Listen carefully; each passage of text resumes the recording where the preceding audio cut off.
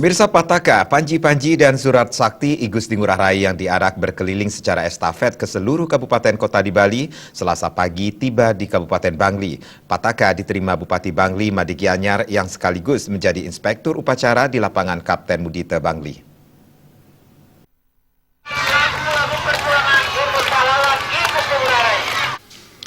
Sepanjang perjalanan menuju lapangan Kapten Mudita Bangli, Pataka, Panji-Panji, dan Surat Sakti I Gusti Ngurah Rai mendapat sambutan meriah dari masyarakat maupun pelajar yang telah menunggu di pinggir jalan.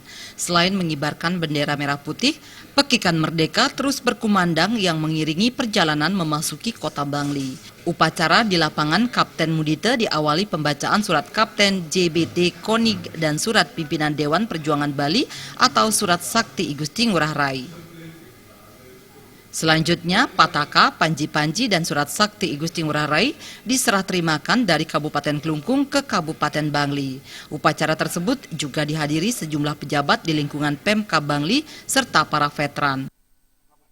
Jadi dengan masyarakat yang saya ikuti dari tanggal 10 sampai saat ini di Kabupaten Bangli, sudah ada peningkatan tentang masyarakat, rasa rasionalisme dan idealismenya sudah sangat-sangat peduli dengan pada pahlawan.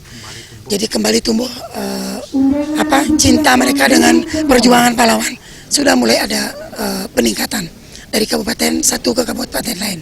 Mudah-mudahan untuk tahun depan lebih meningkat lagi.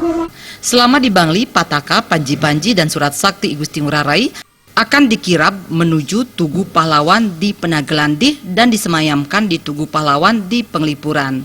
Setelah di Bangli, Pataka, Panji-Panji, dan Surat Sakti I Gusti Ngurah Rai kembali diserah terimakan ke Kabupaten Gianyar. Alit Sidi dan Ngurah Wira, Bali TV.